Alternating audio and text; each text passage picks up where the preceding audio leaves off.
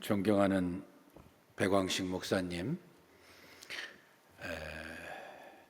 심무하시는 교회를 직접 와서 함께 예배드리게 돼서 또 말씀을 전하게 돼서 얼마나 감사한지 알 수 없습니다. 여러분들 참 대단하시네요. 이제 저랑 이제 설교를 듣고 반응을 하실 때는 아멘으로 하셔야 돼요. 대단합니다. 아멘. 그럼 더 대단해지는 거예요. 우리 목사님 총회 일도 잘 맡아 감당해 주시고 계속해서 큰 일을 감당하시는데 오늘 저녁에 그 원인을 알게 됐어요. 여러분들 이 저녁 예배 이렇게 많이 와서 기도로 목사님 사랑하고 적극 밀어주시니 잘 하실 수밖에 없었지요. 아멘. 그럼 더 잘하시니까요. 오늘 저는 여러분들과 함께 읽은 말씀을 통해서 우리가 신앙이 깊어지고 신앙생활이 더 지속될수록 우리에게 한 가지 깨달아지는 게 있어요. 그건 뭐냐면 신앙생활의 목적, 예수님을 더 닮아가는 거예요. 신앙생활 왜 합니까? 천국 가기 위해서 간다고 할 수 있는데 그러려면 예수님을 더 닮아가야 돼요. 예수님을 닮아가려면 예수님의 고난을 더 묵상하셔야 돼요. 그러기 위해서 제가 본문을 택한 거예요. 예수님의 고난을 묵상할수록 우리가 더 예수님을 닮아가게 되고 예수님과 함께 우리의 삶을 영위해 나가게 되고 주님과 하나 되어 삶을 사는 그런 연습과 준비가 되면 천국 가서 우리는 조금도 부족함이 없는 거예요. 사실은 그렇게 해야 천국에 제대로 들어갈 수 있는 거예요. 그래서 저는 오늘 이 말씀을 통해서 우리 생활을 정말 다시 한번 돌아보기를 원합니다. 예수님께서 십자가를 지실 때에 인류의 대표라고 할 수 있는 두 사람이 있었죠. 한 사람은 가룟 유다고 한 사람은 시몬 베드로였습니다. 이 두 사람 다 예수님을 배반했습니다. 그런데 한 사람은 가룟 유다는 자기가 생각하던 그런 메시아상이 아니라고 판단이 들수록 예수님을 점점 더 이렇게 팔아서 예수님을 배반하고 자기의 그 물적 소유욕이라도 만족시키려고 했었어요. 계획적이었어요. 정말 치밀했어요. 그러나 이 베드로가 한 일은 그런 것과 전혀 달랐습니다. 자기는 정말 원치 아니하던 일을 했고 준비가 되어 있지 못했기 때문에 순간적으로 그냥 찰나적으로 엉뚱한 일을 저질러 버리고 마는 거예요. 그래서 그는 나가서 심히 통곡을 했습니다. 그 두 사람의 근본적인 차이는 뭐예요? 한 사람은 회개할 수 없었고 한 사람은 회개할 수 있었다는 거예요. 회개가 이만큼 중요해요. 우리 생활에도 마찬가지예요. 그래서 오늘 저는 이 베드로를 통해서 우리 생활을 정말 반추해 보기 원하고 반면교사로 삼아서 승리하기를 소원합니다. 첫 번째 베드로를 통해서 배울 수 있는 것은 영적 과신의 사로잡혔다는 것입니다. 좀 어려운 표현이 됐습니다만은 쉽게 표현하면 자기가 3년 반 동안 예수님을 모시고 하늘나라의 말씀을 배웠고 그리고 예수님을 통해서 놀라운 훈련을 받았기 때문에 이제 내가 이만하면 됐지 그렇게 생각을 했다 그 말이에요.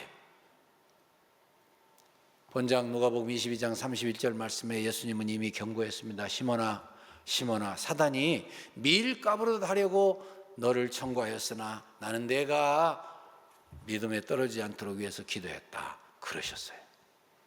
그럼 여러분들이 시몬이었다면 뭐라고 대답을 했어야 됩니까? 아이고 예수님. 사실은 예수님께서 여러 번 당신의 그 고난과 종교 지도자들에게 팔려서 십자가 지실 것 예고하셨기 때문에 아차 이때가 된 모양이구나. 예수님 나를 위해서 좀 기도해 주세요. 나도 최선을 다해서 기도로 준비해서 이렇게 넘어지지 않겠습니다. 그랬어야 되는데 그 밑에 보니까 행간까지 다 읽어서 그때 상황을 우리식으로 표현해 본다면은 아마 그랬을 것 같아요. 예수님 저 모르십니까? 이 의리의 사나이 예수님 저는요 예수님과 함께 옥에 가는 것도 주는 것도 다 각오했습니다. 고맙죠. 잘했죠.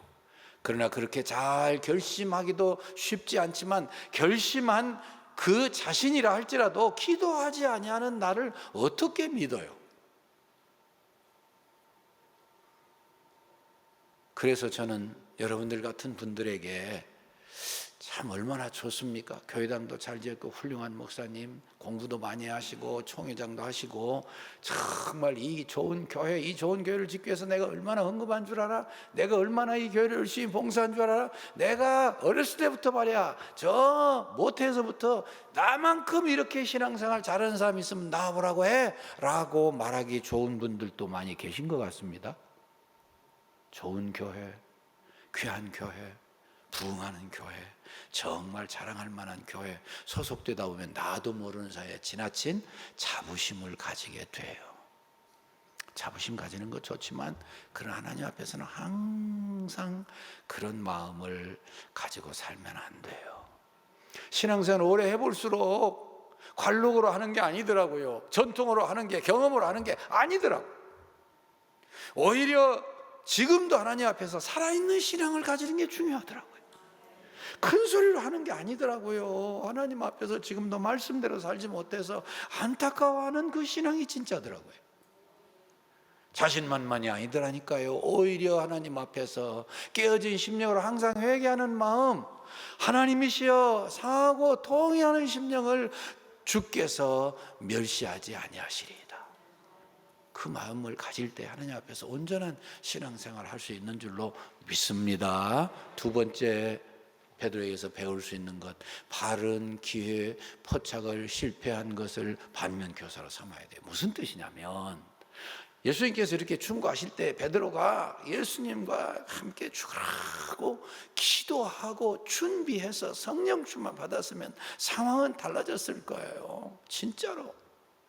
참 이 다음에 가서 사도 베드로님께 야단 맞을지 몰라도 예수님께서 이따 3대지에서 좀 더 설명을 하려고 합니다마는, 그 기가 막힌 시간을 가지면서 엄청난 영적 투쟁을 하시면서 어쩌면 떼굴떼굴 그러면서 그 겟세마네 동산에서 기가 막힌 기도를 하셨는데, 그 기도를 들으면서 어떻게 잠을 잘 수 있어요? 만약에 베드로가 예수님의 충고를 받고 정말 목숨을 걸고 기도해서 성령 충만 받았다고 가정을 해봅시다.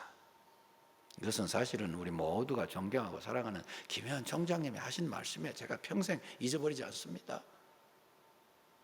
베드로가 제대로만 준비하고 성령 충만 받았으면 놀라운 일이 이루어졌을 거라는 거예요. 그가 성령 충만 받아서 예수님과 함께 대제사장의 뜰에 들어왔다고 가정을 해봅시다. 그때 당시에 모든 사람들은 종교 지도자들의 사주를 받아서 이 예수를 없애기만 하면, 그들의 시기로 예수를 없애려고 했는데 그 예수를 없애기만 하면 모든 일이 끝날 줄 알았어요. 그래서 사람들이 이 증거 저 증거 예수님을 고소하고 난리가 났는데, 그때 베드로가 성령 충만해서 딱 나섰어요. 여러분 조심하세요.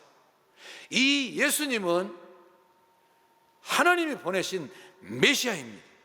나는 이분과 함께 3년 반 동안 먹고 자고 이분을 통해서 수없는 하나님의 말씀을 들었습니다. 하나님의 말씀을 통해서 나는 이분이 하나님이 보내신 메시아인 것을 나는 수없이 확인했습니다. 나는 이분이 메시아로서의 그 기적을 행하시는 걸 수없이 봤습니다. 앉은 뱅이가 일어나고요, 소경이 눈을 뜨고 중풍병자가 고침을 받고 죽은 자가 살아났습니다. 여러분 조심하세요. 성령 충만해서 담대해가지고 그런 겁쟁이가 아니고 담대하게 그들 앞에서 외쳤다면 상황이 어떻게 됐을까요? 물론 예수님은 예언되신 대로 하나님이 보내신 목적대로 십자가를 지고 갈 수밖에 없었지만은, 그들이 회개하고, 왜냐하면은요, 오순절 성령님 이후에 거기 있었던 사람들 많이 회개했잖아요. 택함 받은 사람들이 많이 있었잖아요. 사도행전 6장 7절 말씀에 보니까 주의 말씀에 더 응원하여 예루살렘에 있는 교회에 제자의 수가 더 심히 많아지고 허다한 제사장들도 이 도에 복종하니라 그랬어요.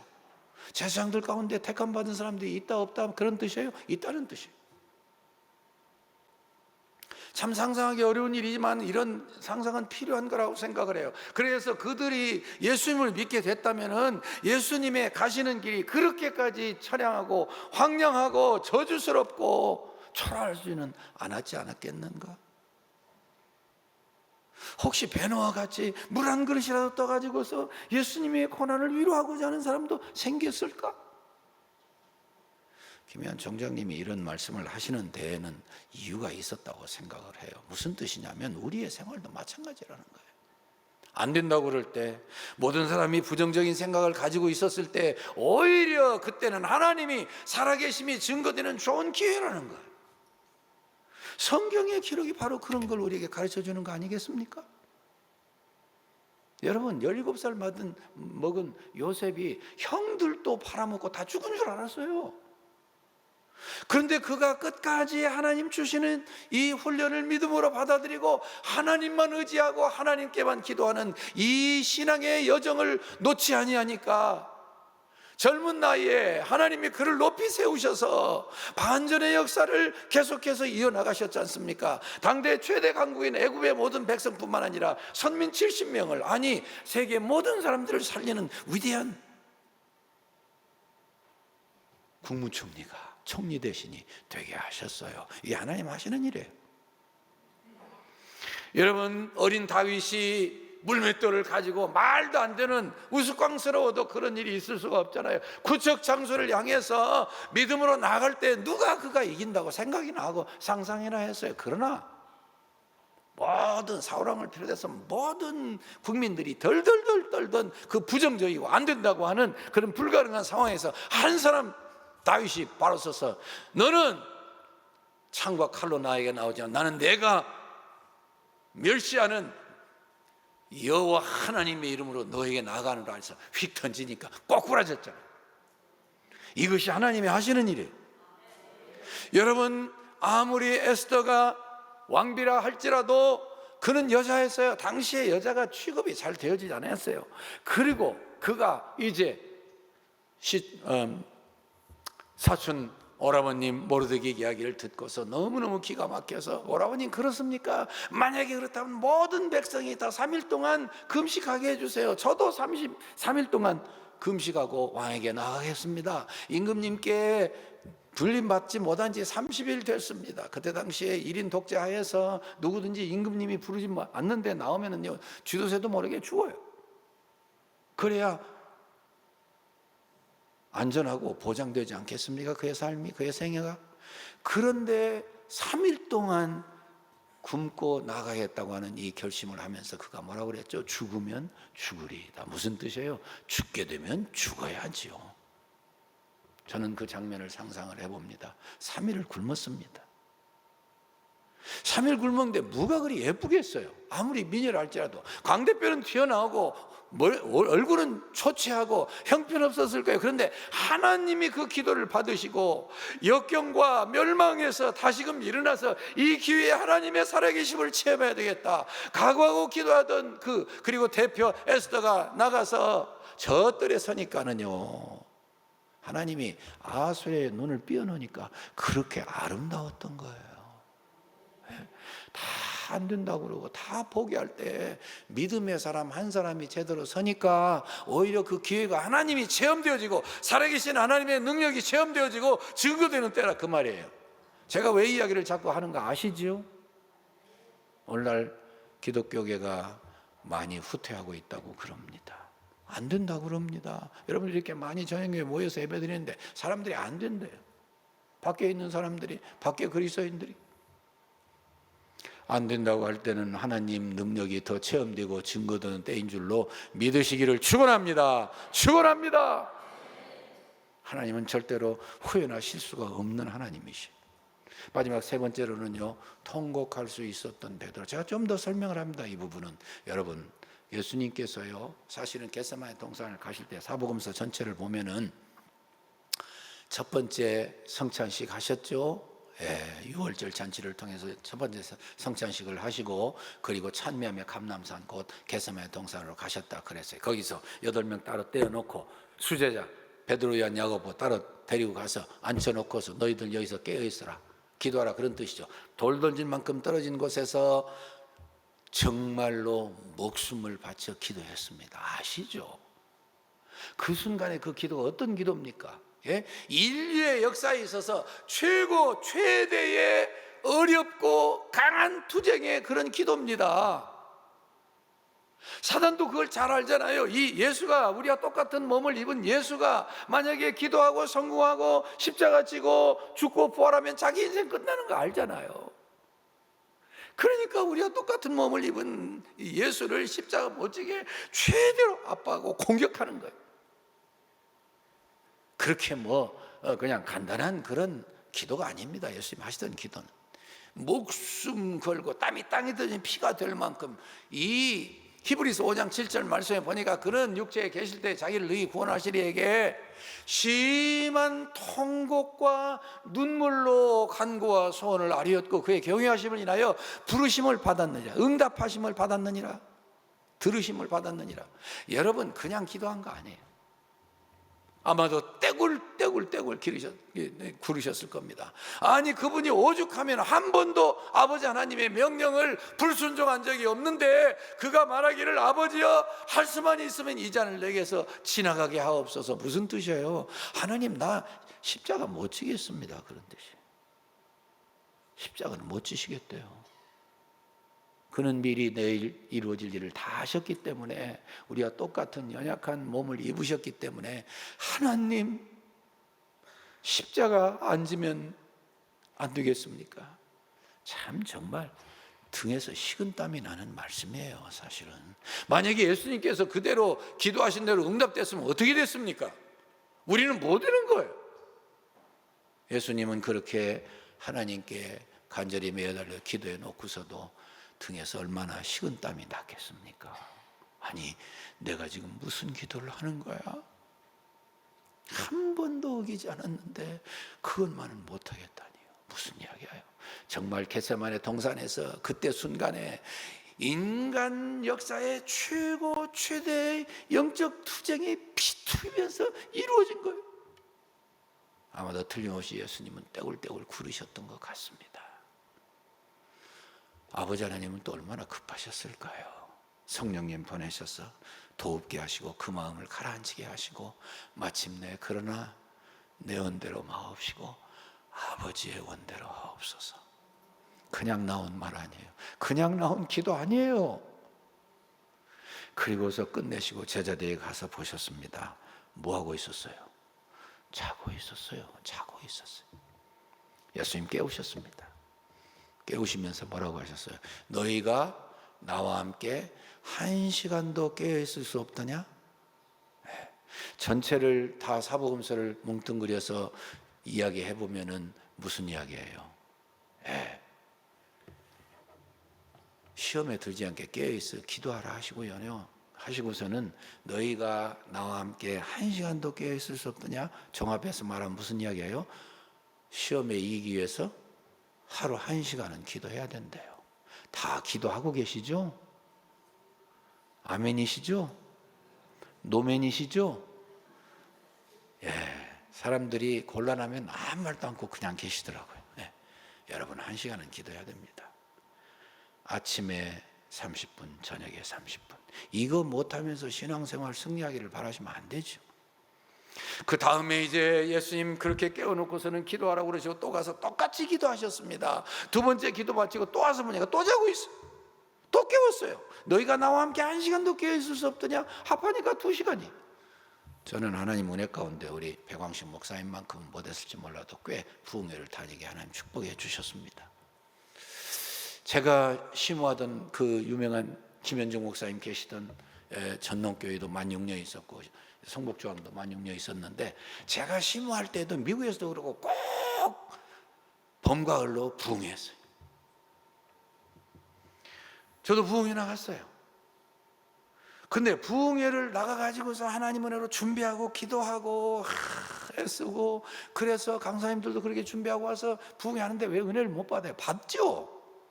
그 은혜를 받고 눈물을 흘리죠. 근데 저에게 참 고민이었던 건 뭐냐면은 그런 은혜가 오래 지속되질 않는 거예요. 그래서 저는 부흥회 나갈 때 이제 월요일부터 목요일 밤까지 할 때 10번 하잖아요. 전 마지막에 꼭 성도님들에게 작정을 시켰습니다. 타임 목사님하고 상의해서. 여러분, 우리가 은혜 받고 준비해서 물론 그 은혜 받는 거 감사하지만 이 은혜를 받고 얼마 지나서 다 잊어버리는 이런 부흥회를 언제까지 할 겁니까? 여러분 작정합시다. 다시 작정합시다. 옛날에 작정했던 거 있으면 다시 작정합시다. 그리고 이대로 예수님 오실 때 얼마 안 남은 것 같은데 그때까지 한번 우리가 일생의 목표로 전진해 봅시다. 제가 간절히 호소하고 다 작정하시겠어요. 그때까지만 해도 꽤 많은 분들이 우리 시간의 11조 2시간 24분 결정하는 분이 꽤 계셨습니다. 작정서를 다 여기 놓고 울먹이는 마음으로 함께 기도했어요. 하나님, 저희들이 마땅히 기도해야 된다고 믿고 이렇게 작정하고 하나님 앞에 작정서를 드립니다. 아버지 받으시옵소서. 그리고 이 종들이 하나님 다시 비올 때까지, 재림하시는 주님 만나 뵐 때까지 신앙생활 승리하게 하셔서 간절하게 기도해 드렸어요. 여러분, 예수님께서 두 번째 하시고 가셔서 세 번째 똑같이 기도하시고 오셨습니다. 또 자고 있었죠. 그때 깨웠습니다. 야야야, 일어나. 원수의 손이 나와 함께 하고 있어. 가론 유다가 군호를 짜가지고 내가 키스하는 분이 바로 예수님이셔. 잡아. 그래서 붙들렸습니다. 그제야 정신이 나가지고서 칼을 뽑아서 말고의 귀를 쳤어요. 그래도 고맙죠. 그런데 그가 칭찬받았으면 얼마나 좋았겠습니까? 예수님께 꾸중 들었습니다. 칼을 집에 꽂으라. 칼을 쓰는 자는 칼로 망하는 법이야. 하나님의 일을 할 때요, 칼로 하는 거 아니에요. 폭력으로 하는 거 아니에요.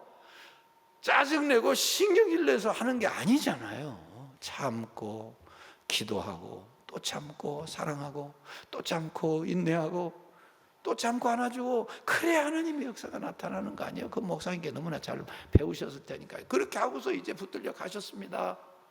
대제사장의 뜰에 가셨습니다. 우리가 아는 대로 대제사장과 사도 요한은 친척이니까 들어왔겠죠. 사도 요한의 교섭을 통해서 베드로도 들어왔겠죠. 그러나 우리와 시절이 비슷하기 때문에 추우니까 불질 수밖에 없었는데, 준비 안 된 베드로를 사단이 잘 알아요? 몰라요? 잘 알아요.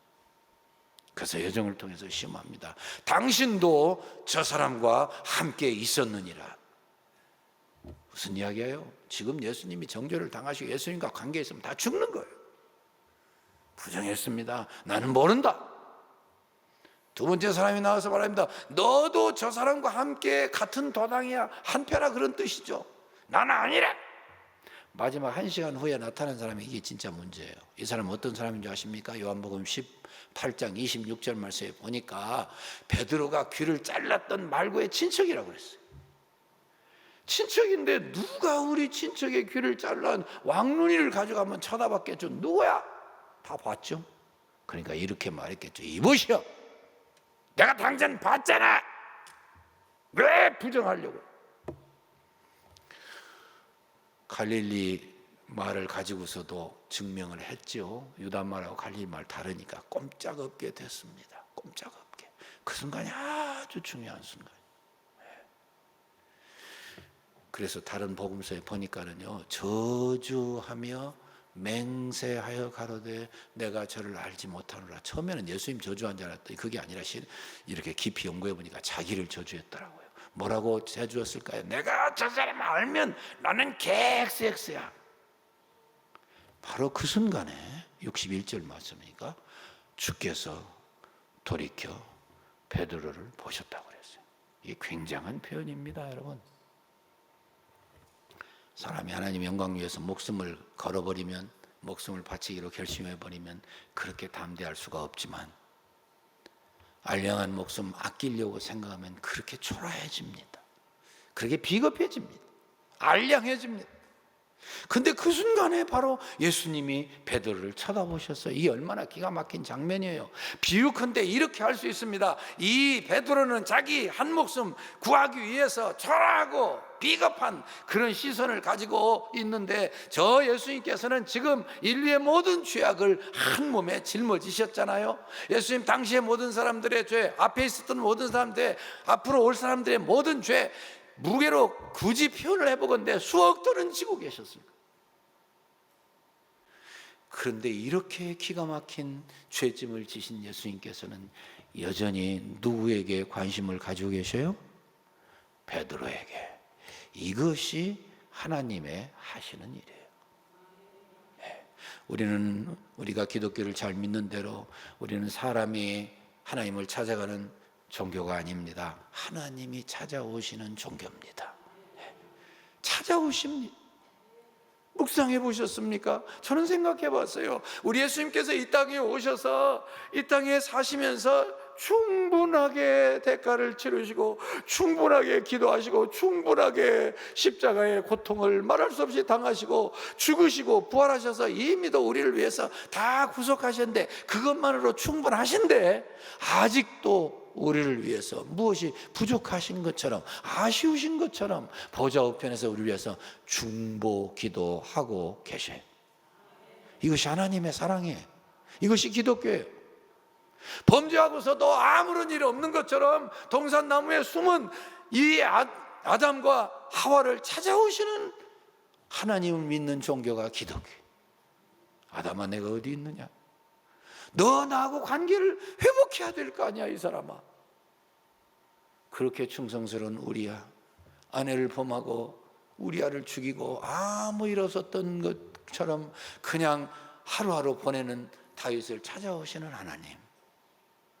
임금님, 한 마을에 두 사람이 살았는데 한 사람은 부자고 양떼가 많고 한 사람은 양 한 마리인데 딸처럼 길렀습니다. 근데 이 부자가 손님이 오자 그걸 빼앗아가지고서 손님을 대접했습니다. 다윗은 의로운 사람이죠.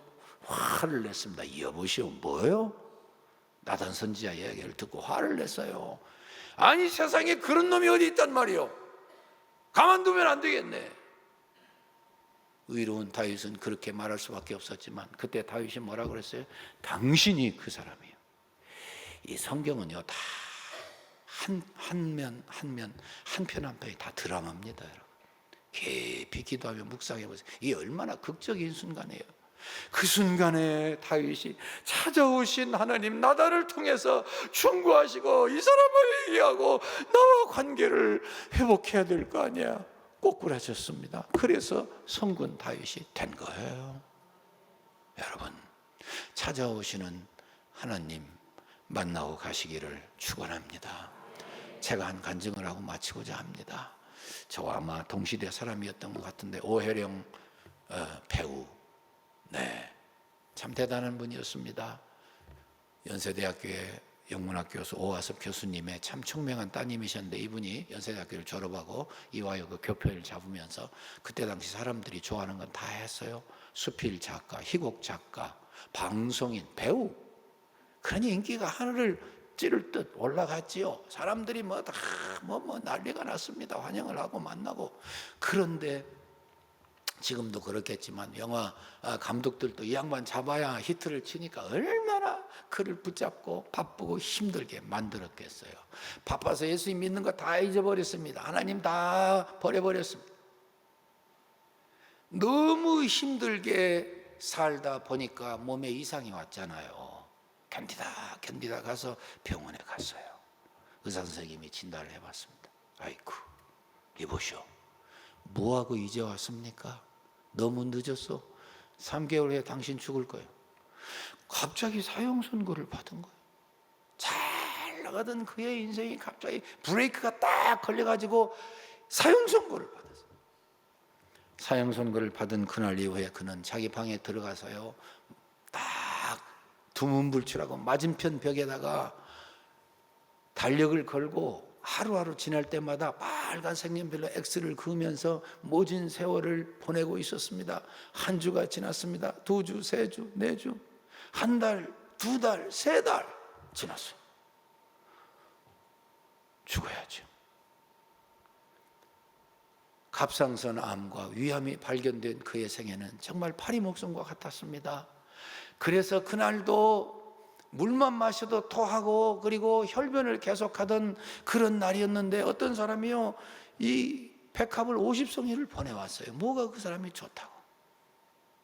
쪽지를 보내왔습니다. 절대로 포기하지 마세요. 다 뺏겼잖아요. 인기도 뺏기고 다 뺏겼어요. 모든 걸 다 뺏겼어요. 건강도 뺏기고 친구도 뺏기고 사람들이 다 잃어버리고 아무것도 남지 아니한 그에게 누가 이런 귀한 걸 보내줬나. 너무 고마워서 그 백합에다가 코를 묶어서 한 30분 지났다고 그래요. 30분쯤 지났습니다. 하나님이 섭리하시라고 그랬나요? 아니면 백합이 향기가 짙어서 한 30분 지나니까는요 정신이 몽롱해지더래요.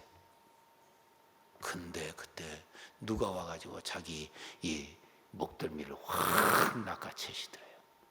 나가 떨어졌습니다. 순간적으로 예수님이 찾아오신 것을 알게 됐습니다. 이 세상의 친구들 나를 버려도 나를 사랑하느니 예수뿐일세. 예수 내 친구 날 버리지 않네. 온 천지는 변해도 날 버리지 않네. 그렇습니다. 주님은 절대로 하나님의 택한 백성들을 버리신 적이 없습니다. 찾아오셨습니다. 다 뺏기고 아무것도 남지 않은 그에게 아쉬우신 것처럼 다시 찾아오셨습니다. 그가 소리를 질렀습니다. 앙탈을 부렸습니다. 당신은 도대체 누구세요? 이 죽음의 한복판까지 따라오시는 당신은 누구십니까?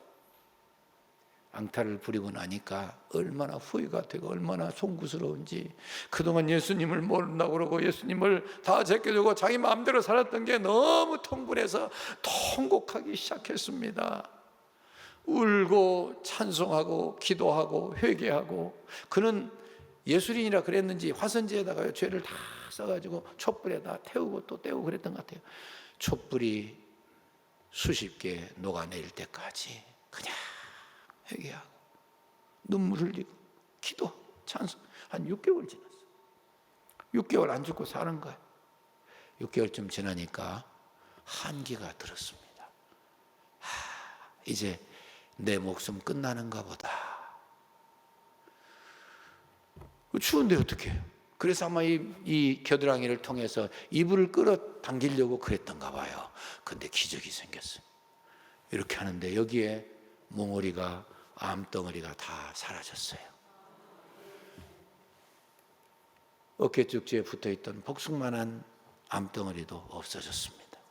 동산만큼 불어있던 배도 다 꺼졌습니다.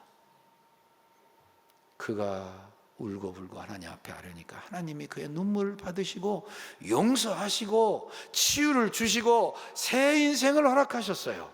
그래서 그가 그 뒤로 한 일이 뭔지 아십니까? 옛날의 삶 다 버려버리고 하나님이 기뻐하신다고 믿어서 그랬는지 정말 버려진 노인들 모시고 경기도 일원에서 평화의 집을 운영하면서 하루에 9시간씩 기도했어요. 여러분, 우리에게 회개가 얼마나 중요합니까? 다 잘못할 수 있어요. 깨달을 수 있어요. 그런데 이 회개를 제대로 하는 것도 하나님의 은혜. 하나님의 은혜가 아니면은 우리가 마음대로 회개할 수도 없어요. 하나님이 기회를 주시고 성령님의 감동을 주실 때 회개하는 하나님이 다시 사용하시고 새롭게 인생을 이끌어 나가시는 축복을 받으시기를 주의 이름으로 축원합니다. 여러분, 하나님께서는요, 이 베드로 그 순간에 하나님의 은혜가, 하나님의 사랑이 와 닿을 때 그가 얼마나 기가 막혔어요. 그래서 62절에 보니까 밖에 나가서 심히 통곡하니라. 이게 그에게 있어서 가장 중요한 모습이에요. 그 성전에 바깥 나가서 예수님이 자기를 버리지 아니하고 끝까지 관심 가지고 그를 살펴보신다는 그 은혜 때문에 얼마나 나가서 통곡하고 가슴을 치고 땅을 치고 난리를 냈을까요? 사실은 기독교의 부흥은 진정한 회개에서 옵니다. 오늘 저녁 예수님을 닮아가고 예수님을 닮아가야 준비가 돼야 천국에서 그분과 함께 영원히 살지요. 그래서 우리의 성화가 얼마나 중요한지 몰라요. 날마다 주님과 함께 살고 주님을 닮아가 살고 주님의 인격이 내 인격에 이렇게 부어져서 내가 달라지면요, 이 땅도 천국이에요. 걱정할 거 없어요. 영적 싸움에서 질 수가 없어요. 저는 마지막으로 이 말씀 드리고 기도하고 싶습니다. 하나님은 통곡하고 회개하는 회개의 눈물을 받으시고 베드로를 다시 쓰셨어요. 하나님 원하시기만 하면 깨끗한 천사, 죄 없는 천사 보내서 얼마든지 복음 전하게 하실 수 있어요. 그렇잖아요. 예수님 승천하실 때 갈릴리 사람들이 예수님 보고 있으니까 천사들이 옆에서 말씀했잖아요. 갈릴리 사람들아, 왜 하늘을 쳐다보시오? 이렇게 가신 예수님 그대로 다시 재림하실 것이요. 그 천사들 사용해서 얼마든지 복음 전할 수 있지만 하나님 그렇게 안 하셨어요.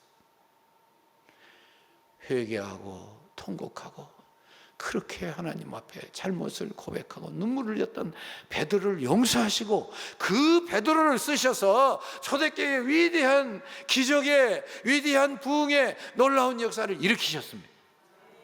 이게 하나님 하시는 일이에요. 저는 설교를 다 끝냈습니다. 우리 한번 머리 숙이고 간절히 한번 기도하고 마칩시다. 여러분, 우리 하나님 바라보면서 간절히 기도합시다. 하나님, 혹시 저 영적 과신에 사로잡히지 않았습니까? 회개합니다. 하나님, 저에게 주신 좋은 기회 불가능하다고 억울하다고 힘들다고만 생각하고 포기하지 않았습니까? 오 하나님, 저런 잘못을 하나님 앞에 아뢰면서 눈물이 많이 쏟아졌어야 되는데 그 눈물이 혹시 마르지 않았는지요? 하나님 앞에서 우리가 정말 회개의 기도를 했으면 좋겠습니다. 나를 위해서, 가정을 위해서, 교회를 위해서, 국가를 위해서, 사회를 위해서, 특별히 우리 한국이요, 회개할 게 많이 있어요. 정말 어쩌다가 우리나라가 이렇게 하나님 은혜로 잘 살고 그 정말 아무것도 없어서 목숨을 바쳐 하나님 사랑하고 하나님 앞에 구할 것밖에 다른 방법이 없어서 그렇게 기도 많이 하고 눈물 흘리면서 우리 선조들 그렇게 하셨는데 그 기도가 응답돼서 이렇게 잘 사는데 어느새 우리가 자살률 1위 나라 됐고 저출산 1위 나라 됐고 생각하면 가슴이 답답해요. 누군가 회개해야 그 죄악이 사해지는 거 아시죠? 거기까지 우리가 같이 기도하고 새 역사를 이렇게 되시기를 축원하면서 우리 주님 한번 부르짖고 기도합시다. 주여!